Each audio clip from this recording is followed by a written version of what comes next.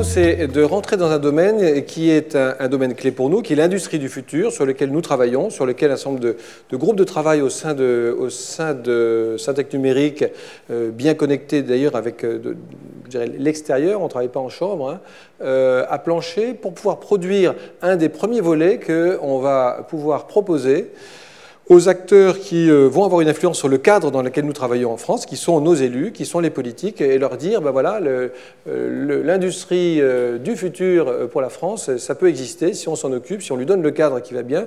Et donc on a construit toute une série de propositions qui est rassemblée dans un cahier, qui est publié aujourd'hui, et qu'on va aller porter auprès de nos politiques, et suivront d'autres cahiers, on en parlera tout à l'heure. Alors ce que je vais demander, c'est à Pascal Brier, qui a porté ce chantier, qui va nous raconter comment on voit tout ça et ce sont nos propositions.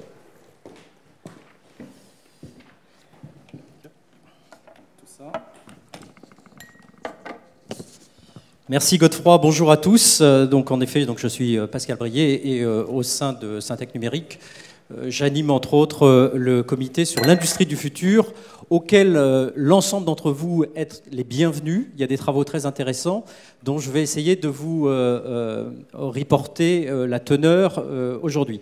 Notre présentation se fera en deux parties. Dans un premier temps, je voudrais partager avec vous les données issues d'une étude qu'on vient de conduire avec IDC sur ce phénomène d'industrie du futur. Et dans un deuxième temps, on aura le plaisir d'accueillir un invité éminent. Il s'agit de Vincent Genot, qui est avec nous aujourd'hui. Alors Vincent, il a une double casquette. Il est à la fois vice-président de Siemens France et en même temps, il est le président du secteur industrie du GIMELEC, qui est une des associations et syndicats avec lesquels on travaille de manière très étroite dans le cadre de l'Alliance sur l'industrie du futur.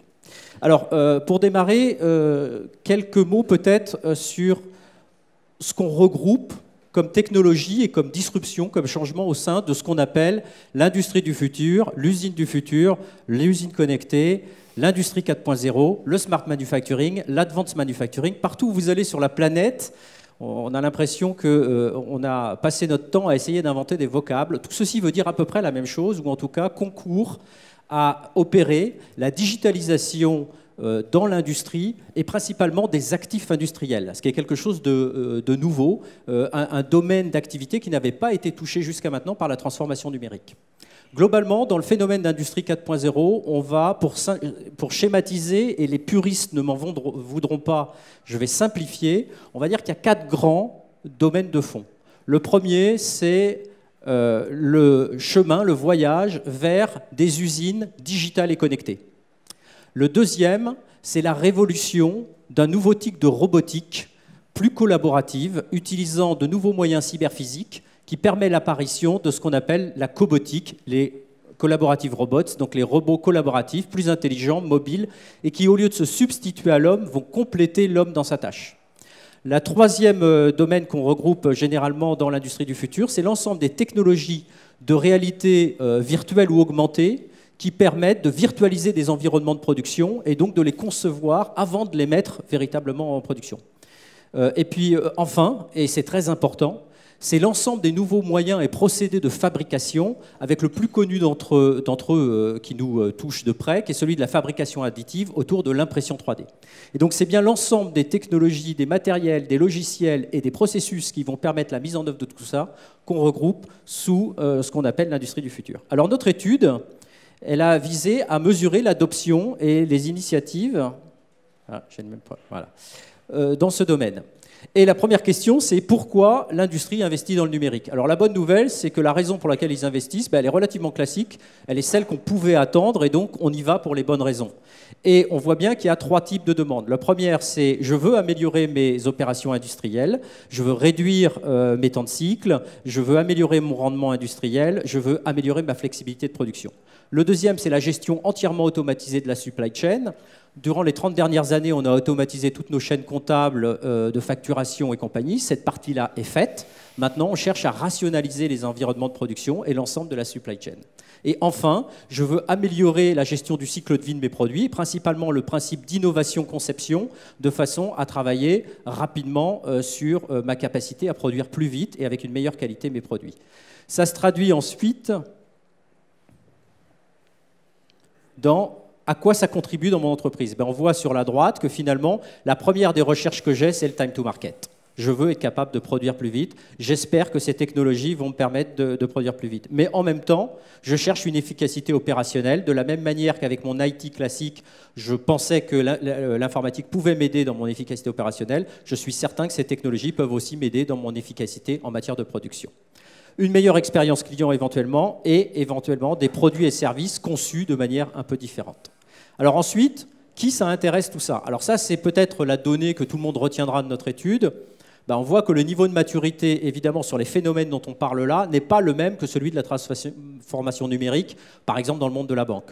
On est à 38% de taux de pénétration de ces technologies. Alors je précise que notre échantillon était un échantillon qui avait tendance à surreprésenter les ETI et les PME parce qu'on voulait véritablement voir ce qui se passait dans ce domaine-là. Tout le monde sait très bien que les grandes entreprises vont d'elles-mêmes développer ce genre de technologie. Ce qui est plus intéressant, c'est de voir où en sont les 2 millions d'entreprises qui devraient utiliser ces technologies, mais qui n'ont pas forcément l'exposition et la surface classique pour y aller toutes seules. Et c'est là qu'on voit qu'en effet, c'est le cas. Aujourd'hui, ce phénomène est un phénomène qui démarre, mais qui n'est pas encore complètement généralisé. On le voit, par exemple, on est à peu près à la moitié de la transformation numérique de ce qu'on constate dans les banques, assurances ou dans la finance. Décidément. Voilà. Alors ensuite, si on creuse au-delà de ces 38% et qu'on les dissémine sur un axe qui prend d'un côté, d'ailleurs je ne vois pas d'ici parce que je suis à moitié myope, enfin en gros je me souviens de ce que dit ce slide, ça dit en fait que les modèles d'organisation, même dans les 38% de sociétés qui ont mis en œuvre des projets d'industrie du futur, sont menés de façon différente. Il y a des entreprises qui ont des directeurs de l'innovation avec leur propre budget, il y a des entreprises qui ont des directeurs de l'innovation qui conduisent les projets, mais les budgets sont ailleurs, et il y a des directions qui n'ont pas de direction des entreprises qui n'ont pas de direction de l'innovation et qui conduisent les projets soit via la direction générale en particulier, soit certaines directions métiers. Et on voit bien que c'est très disséminé. On est pratiquement sur des environnements entre 5 et 10% dans chacun de ces cas précis. Donc les impacts de tous ceux qui ont démarré sur les 38%, la question qu'on leur a posée, c'est alors, qu'est-ce que ça donne? On voit que les impacts se font encore attendre. Il y a 21% des entreprises qui disent « Waouh, ça y est, j'ai démarré et ça y est, j'ai compris, j'ai déjà les impacts ». Mais il y en a 70% qui disent « Bon, écoutez, je vois bien que ça va dans le bon sens, mais les impacts restent à venir ».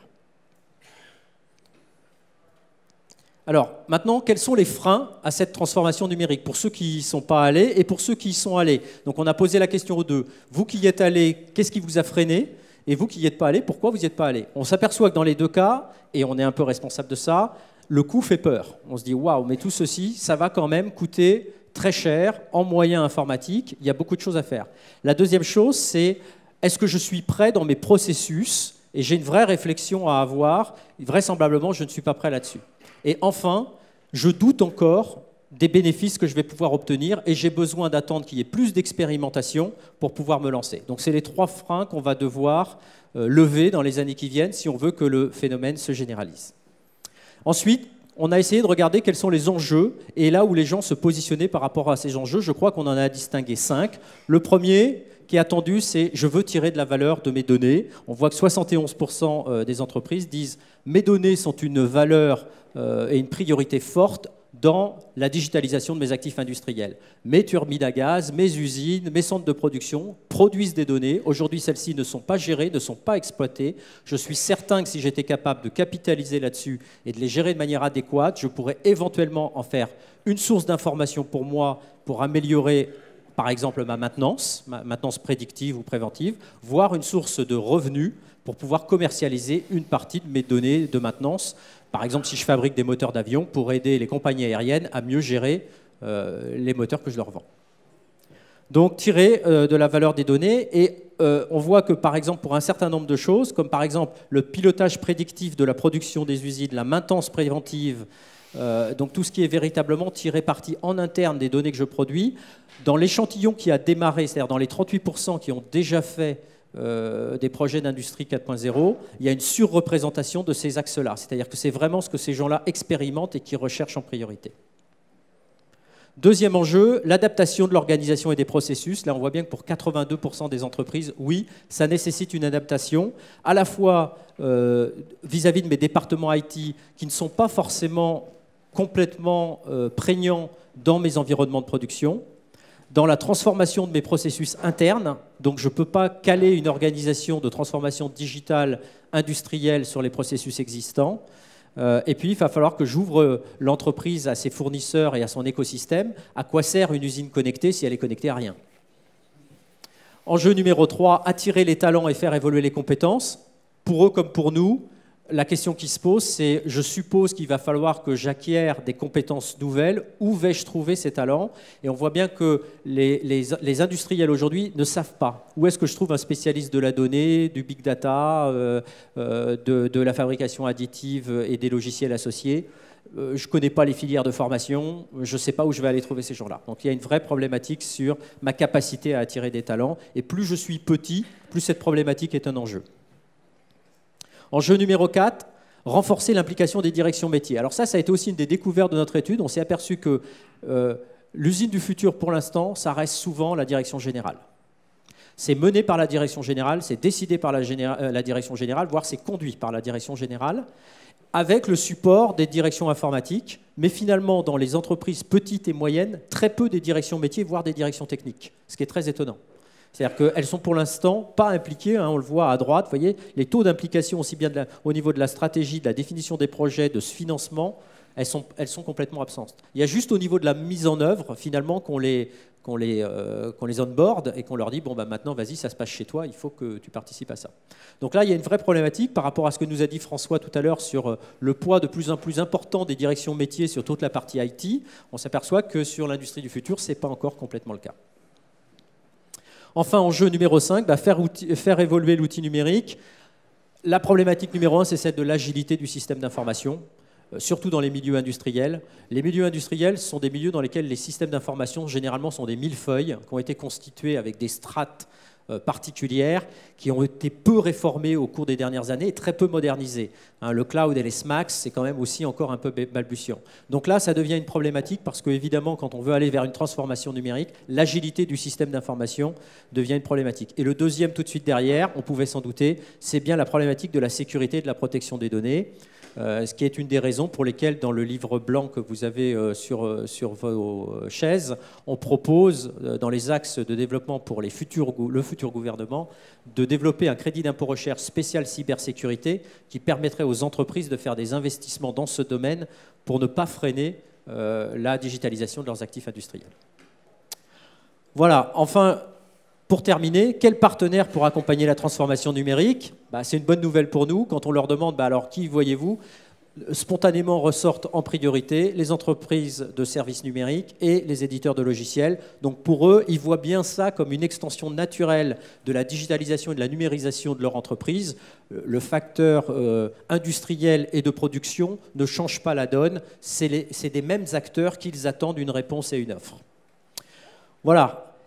Donc, ceci n'est que la synthèse de tout ce que je viens vous dire. Une industrie, donc un secteur à deux vitesses. Ceux qui ont démarré, ceux qui ne l'ont pas démarré, mais pour l'instant, seuls 38% ont démarré. Une maturité inégale dans la manière de traiter la problématique. Une dynamique de transformation qui est portée par un certain nombre de choses. On ne l'a pas vu parce que j'ai enlevé ces quelques slides. Vous en avez un peu plus dans les slides que vous pourrez récupérer avec le QR code. Mais on y retrouve en gros l'Internet des objets, les problématiques de mobilité, les plateformes collaboratives, hein, toutes les choses un peu classiques.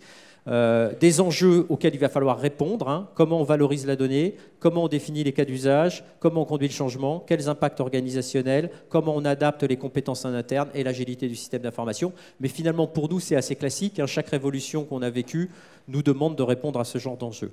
Des directions métiers encore peu impliquées, ce qui peut être une problématique interne. Et pour l'instant, pour ceux d'entre nous qui veulent savoir à quelle porte il faut frapper, en tout cas sur les entreprises de taille moyenne et petite, c'est la direction générale qui conduit le projet. Et un besoin d'accompagnement, et avec pour ça une demande vers nos entreprises pour réaliser cet accompagnement. Voilà ce que dit cette étude. J'ai été très vite, le plus important et le plus intéressant arrive maintenant. J'ai le plaisir donc, de céder la place donc, à Vincent Genot. Donc, Vincent va nous donner sa vue, la vue aussi du Gimélec et la vue d'un acteur majeur comme Siemens sur ces phénomènes donc, de transformation numérique dans l'industrie. Vincent.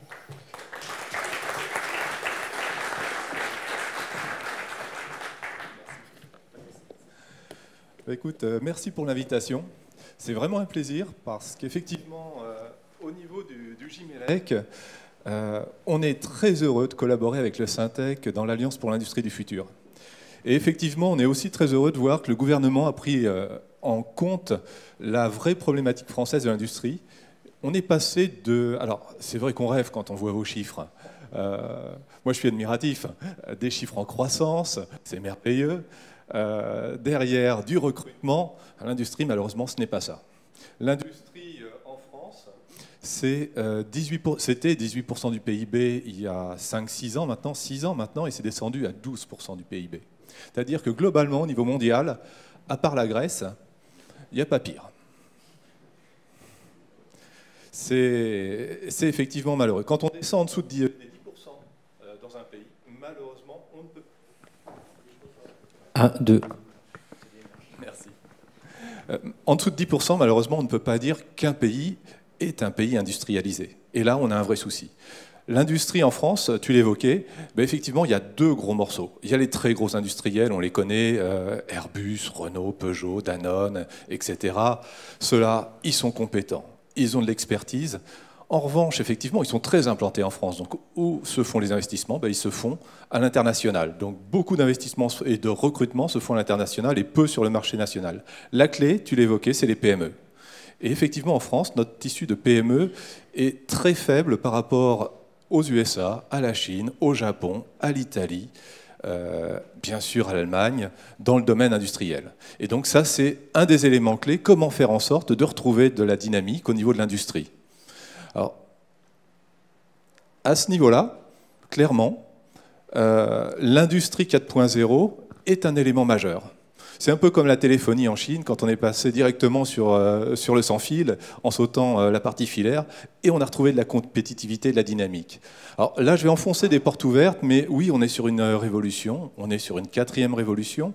Je ne vais pas décrire ça, effectivement, on avait la vapeur, l'électricité, l'automatisme, la robotisation, et la 4e révolution, ben, effectivement, c'est l'industrie 4.0. Ce qui est intéressant, c'est l'axe vertical, le niveau de complexité. Et là, on revient sur la thématique des compétences et du recrutement. Et si vous regardez effectivement les 4 révolutions et le niveau de complexité, eh bien, la 4e révolution est un niveau de complexité extrêmement important, y compris pour l'opérateur sur une machine, sur un poste de travail. Et donc, nous avons effectivement un gros travail de sensibilisation, et c'est pour ça qu'effectivement, aujourd'hui, ceux qui s'approprient les projets industrie du futur, c'est la direction générale, parce que dans les PME-PMI, il nous manque quelqu'un pour gérer cette transformation digitale. Et là, effectivement, ils auront besoin de vous, ils auront besoin de vos entreprises pour amener cette transformation digitale, car la direction générale peut amener l'impulsion, mais ne peut pas piloter le projet. Et donc ça, c'est un des freins qui correspond à tes 38%. Donc, 4.0, la question c'est est-ce qu'il faut y aller ou pas? C'est une question qui ne se pose même pas. Il faut y aller, c'est un peu comme l'automatisation, on n'y va pas, après malheureusement on est mort. Est-ce que ça crée ou est-ce que ça détruit de l'emploi? Au niveau du Gimélec, nous avons travaillé ce point avec le cabinet Roland Berger. Nous pensons, nous sommes quasiment certains que ça crée de l'emploi. Autant l'automatisation, la robotisation, on travaille la productivité, autant sur le 4.0, on travaille sur l'optimisation du capital investi, sur la partie ROS essentiellement. On travaille sur les TRS, les taux de disponibilité de machines. Et ce point-là, effectivement, oblige effectivement à former les personnes, nous oblige aussi à embaucher d'autres personnes. Il y a des transformations de métiers, mais surtout, elle va nous permettre d'éviter les délocalisations. Elle va nous permettre de la relocalisation, très clairement, parce qu'aujourd'hui, le prix de la main-d'œuvre augmente aussi dans les autres pays. Et un point très intéressant, on doit pouvoir aider nos PME, il faut aider nos PME à retrouver de la dynamique. Et on a deux types de PME. On a l'industriel, qui est un site de production. On l'a vu dans l'étude qu'on avait lancée au niveau du Gimélec, c'est essentiellement des machines qui ont 20 ans d'âge. Avec des machines qui ont 20 ans d'âge, nous n'avons pas de compétitivité. À partir de là, on produit des produits avec une faible valeur ajoutée, faible marge, et ça nous amène soit à la délocalisation, soit à la fermeture du site de production. Ça, c'est quelque chose qui est incontournable, malheureusement. Rénover son parc machine, robotiser, c'est indispensable. Alors effectivement, l'Alliance est là pour ça. On est là effectivement pour aider l'Alliance, Jimelec, Syntec et d'autres partenaires. La question, c'est effectivement, on va favoriser un industriel à changer sa machine qui avait 20 ans d'âge, mais cette machine-là, il faut qu'il l'achète en France. Il faut qu'on ait des constructeurs de machines en France. Et ça, c'est un tissu de PME-PMI qui est majeur. Donc les industriels qui produisent 20 000, les industriels qui construisent des machines, 4-5 000, dans une situation quand même assez difficile. Mais la clé, elle est dans la mise en adéquation de la demande de ces industriels qui ont des machines de 20 ans d'âge et de l'offre qui sont ces constructeurs de machines, environ 5 000, qui peuvent basculer leur machine de 3.0 en 4.0, répondre aux attentes des industriels qui produisent. Et à ce moment-là, effectivement, l'industriel il va changer 1, 2, 3 machines, il met un petit big data au-dessus, un cloud, il met de l'optimisation du TRS, il met de l'efficacité énergétique, il met du MES, il met de la maintenance prédictive, et il a une usine 4.0. Et c'est comme ça que la transformation doit pouvoir se faire, mais à ce moment-là, il faut que nos OEM soient en mesure de servir nos industriels au niveau des machines, et ça, c'est un élément clé.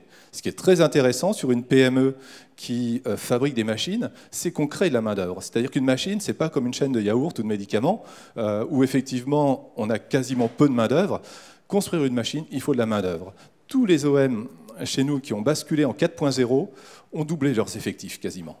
Le dernier, effectivement, qui a fait un test et qui a été validé par l'Alliance pour l'industrie du futur, la société Sidel, Cermex, ils ont fait un POC dernièrement, et c'est une société qui fait des machines à fabriquer ses bouteilles. Ils ont doublé l'effectif, ils sont passés de 250 à 500 collaborateurs, et ils ont gagné pas loin de 25% de productivité. Et ils l'ont gagné comment ? En travaillant sur la rapidité, la flexibilité, la qualité, l'efficacité. Et un élément majeur dont vous avez parlé, sur lequel je ne reviendrai pas, c'est la sécurité. C'est clair, il y a 5 ans, un site de production n'était pas connecté. La sécurité, elle se faisait à l'entrée du site, physiquement. Aujourd'hui, tout est connecté, donc ça, c'est un des éléments majeurs. Et au Jimelec, on partage effectivement tout à fait la même problématique. Je crois que... Voilà.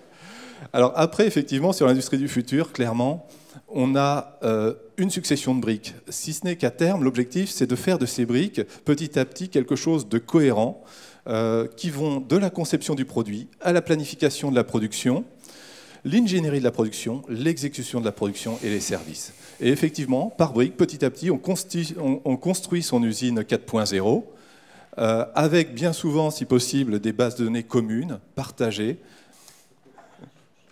Je ne sais pas si tu peux faire mieux. Encore un autre. Ouais, je vais accélérer un petit peu.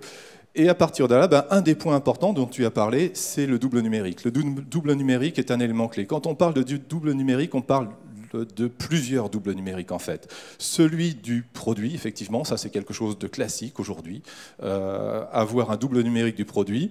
Celui aussi du process de production et celui de l'appareil productif. C'est-à-dire qu'à un moment donné, vous avez un double numérique du produit, vous avez un double numérique de la chaîne de production, et vous avez effectivement la simulation complète de la production elle-même sur la ligne de production. Et c'est ça qui est intéressant, et c'est d'intégrer l'ensemble de ces éléments et des fournisseurs associés dans ce site de production.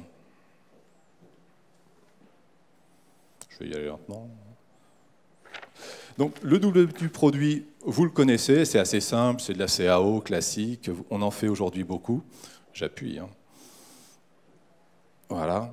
Et aujourd'hui, effectivement, ça permet de construire le produit, ça permet de simuler le produit, simuler au niveau vibration, simuler au niveau flux, simuler au niveau conception, simuler au niveau thermique, pour arriver à quelque chose de totalement identique à ce que sera la réalité. Derrière, une fois qu'on a un produit qui est simulé, au niveau thermique également, effectivement, c'est comment le fabriquer. Alors là, effectivement, on peut planifier, on a la planification de la production. Ce qui est très intéressant avec la partie simulation, c'est aussi de pouvoir simuler toute la partie pénibilité. Pénibilité au niveau du poste de travail, mais également environnement de production, c'est-à-dire comment je travaille avec un robot à côté de moi, avec de la cobotique. Ça, c'est aussi un élément majeur. Quels sont les éléments, les mouvements qui sont pénibles? Quels sont ceux que je délègue à un cobot? Comment je cohabite sur mon environnement de travail avec un cobot? Là, on voit effectivement ce type de simulation.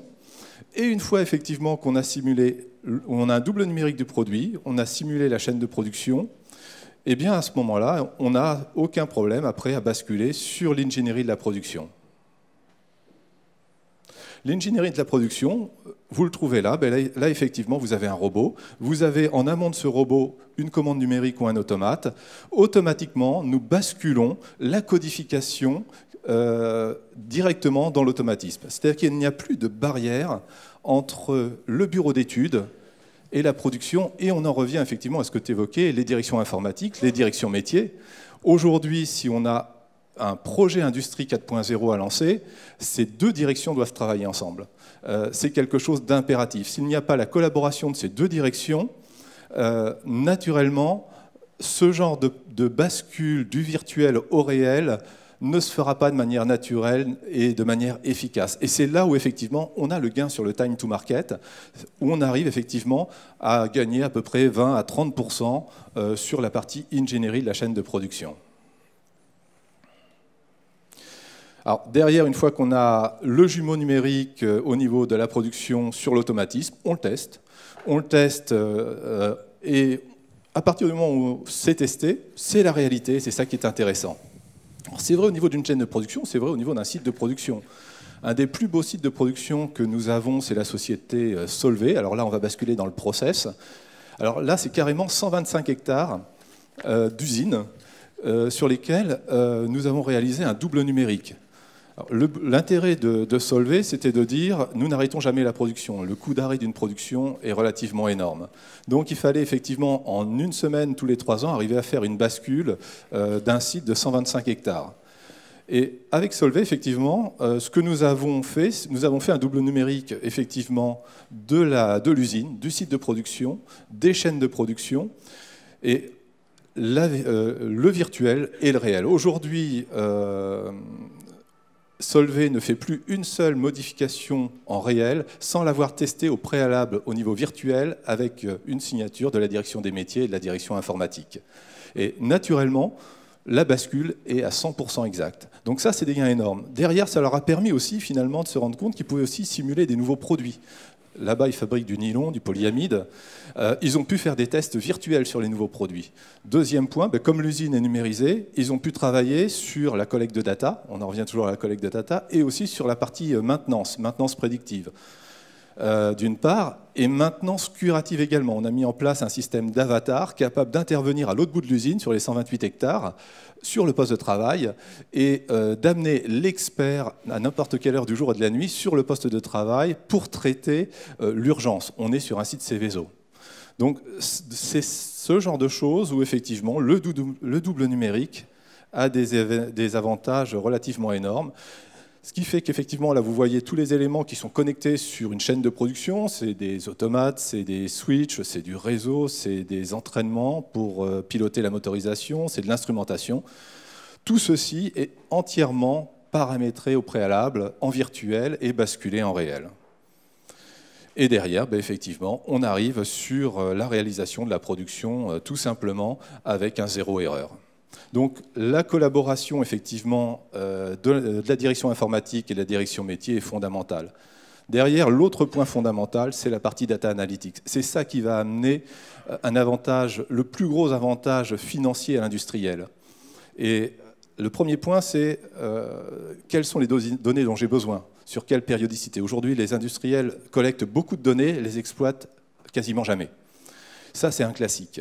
L'objectif est de collecter moins de données, effectivement, et de les exploiter au mieux. La logique de cloud est devenue incontournable, public, privé. On en revient, ça c'est vraiment une tendance qui va être terrible. Et effectivement, derrière, il faut rentrer dans le métier du client et il faut être en mesure, dans son process, de lui permettre d'optimiser ses taux de disponibilité, par exemple. Avec ces technologies, on arrive à passer d'un 65% de taux de disponibilité à un 99,9% de taux de disponibilité. Ça, quand vous expliquez ça à une direction générale et à une direction financière, ça permet de franchir le premier frein qui est le frein financier dont tu parlais. Donc ces points-là sont vraiment importants. Donc il y a effectivement tout un ensemble, une base de données collaborative, du PLM, du MES, des outils pour la gestion de l'outil de production, et effectivement toute une partie data analytique. Ça, c'est la vision complète. Mais chaque brique peut être prise une par une, à un moment donné, tout simplement faire un double virtuel d'un robot, point. C'est simplement un petit additif logiciel sur un automate ou une commande numérique, et ça peut être fait très vite et très rapidement. Alors, les avantages, j'ai pris juste un exemple qui est assez intéressant, c'est l'automobile Maserati. C'est une belle usine. Alors, il fallait pousser les murs, c'était un vrai souci. L'usine était vraiment pleine à craquer. On a mis effectivement la chaîne complète. Derrière, on a eu un gain de 30% de temps de développement. Donc ça, pour eux, ça a été exceptionnel, y compris pour le lancement d'un nouveau modèle. Le time to market dans l'automobile pour le lancement d'un nouveau modèle, la Ghibli a été un élément clé et a été pilote là-dessus. Nous avons gagné 30%. Ensuite, on parle de la personnalisation. La personnalisation, c'est 70 000 combinaisons de personnalisation sur cette voiture. Derrière, tu l'évoquais, l'intégration de l'impression 3D. Un certain nombre de pièces, en particulier sur la partie pièces de rechange, sont traitées en impression 3D. Et ensuite, effectivement, l'efficacité. Aujourd'hui, un an après, ils produisent 3 fois plus de véhicules. Et sur le même site de production, ils ont rajouté 2 nouvelles lignes d'assemblage, c'est-à-dire que le 4.0 permet d'optimiser l'aspect surface. Et puis alors nous, on utilise bien sûr nos technologies, hein, on ne s'en prive pas, donc elles sont bonnes, on en profite.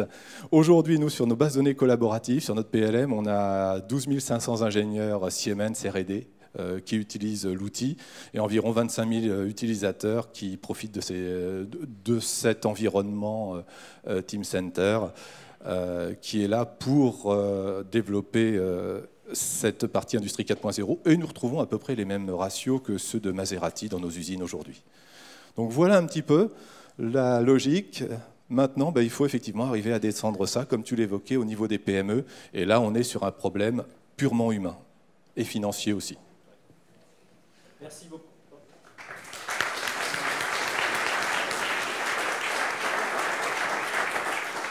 Merci beaucoup, Vincent. Voilà, on voulait aujourd'hui parler d'un sujet dont on parle très rarement, hein, et alerter tout le monde sur ce qui se passait en ce moment dans ces milieux industriels, parce que comme vous l'avez vu, les notions de simulation, par exemple, prennent tout leur sens dans ces environnements-là. On voit tout de suite à quoi sert la simulation et comment la simulation prépare le réel et même permet, comme nous l'a expliqué Vincent, un passage automatique de la simulation au réel, simplement en un rien de temps. Voilà, je voulais terminer juste pour dire que si ce qu'on vient de vous dire vous a intéressé et que vous vous reconnaissez dans les problématiques qui ont été soulevées, donc on a ce comité Industrie du futur. On est, nous, Syntec Numérique, membres de l'Alliance pour l'Industrie du futur. On a même été un membre fondateur. C'est une association, pour ceux qui ne la connaissent pas, qui porte la politique gouvernementale et qui porte également finalement la roadmap et la direction de l'ex-plan numéro 1 d'Emmanuel Macron, ex-plan Montebourg, ex-PIA, donc le plan sur l'industrie du futur, qui a été considéré comme Emmanuel Macron, qui en a été son dernier, véritablement supporter, comme le plan le plus important des plans d'investissement d'avenir. On a créé donc au sein de Syntec Numérique pour accompagner tout ça un comité Industrie du futur en juillet 2015 qui regroupe de manière plus ou moins épisodique 160 membres, mais je remercie toutes les sociétés qui y collaborent. On a fait un certain nombre de choses. Vous avez sur vos fauteuils la rédaction et la parution d'un livre blanc dans lequel on essaye de définir comment on peut transformer l'industrie par le numérique, et on fait 10 propositions aux candidats et à l'ensemble du monde politique sur la manière de rendre opérationnelle cette industrie du futur. Et puis on va porter donc ces propositions dans les mois qui viennent. Voilà.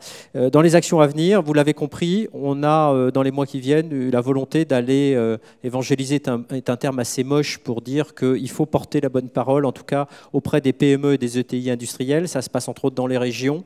Il faut avoir en plus une démarche sectorielle, parce que l'aéronautique, l'automobile et la pharmacie, c'est pas la même chose. Mais si on veut que la France participe à ce mouvement, étant donné ce qui se passe ailleurs, la vitesse à laquelle vont le Japon, la Corée du Sud, les États-Unis, l'Allemagne ou l'Israël, il faut que la France se bouge, et donc on veut participer à l'intensification des actions d'information et de promotion de ces technologies. Voilà, je vous remercie. Merci Godefroy pour le temps qui nous a été alloué.